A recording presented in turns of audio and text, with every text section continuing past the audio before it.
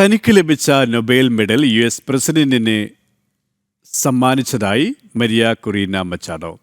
Medal സ്വീകരിച്ചതായി American president സമൂഹമാധ്യമത്തിൽ കുറിച്ചു. നിക്കോളാസ് മഡൂറോയെ ട്രംപ് പിടികൂടിയതിന് ശേഷമാണ് മച്ചാഡോ അമേരിക്കയിലേക്ക് എത്തിയത്.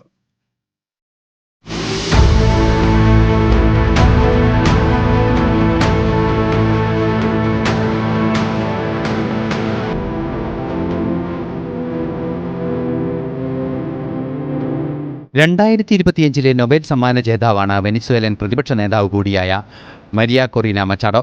മച്ചാഡോ നൊബേൽ സമ്മാന മെഡൽ തനിക്ക് കൈമാറിയ ദൃശ്യങ്ങൾ ട്രംപ് പങ്കുവയ്ക്കുകയും സമൂഹമാധ്യമത്തിൽ കുറിപ്പ് എഴുതുകയും ചെയ്തു.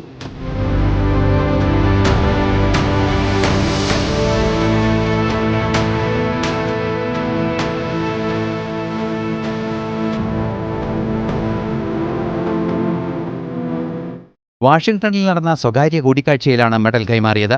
വെനസ്വേലയുടെ പ്രസിഡന്റ് നിക്കോളസ് മഡൂറോയെ അമേരിക്ക പിടികൂടിയതിന് പിന്നാലെ വെനിസ്വേലയിൽ താൽക്കാലിക സർക്കാർ സ്ഥാപിക്കുമെന്ന ട്രംപിന്റെ പ്രഖ്യാപനത്തിന് പിന്നാലെയാണ് മരിയയുടെ സന്ദർശനം. മാർക്കസ് ലിഫിയത്ത് സൈമൺ ബൊളീവറിനെ മെഡൽ സമ്മാനിച്ചതിന് സമാനമായാണ് നൊബേൽ സമ്മാനം കൈമാറിയത് എന്നും മരിയ കൊറീന മച്ചാഡോ പറഞ്ഞു.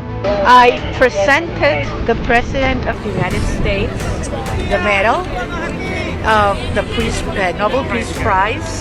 And I told him this, listen to this. 200 years ago, General Lafayette gave Simón Bolívar a medal with George Washington's face on it.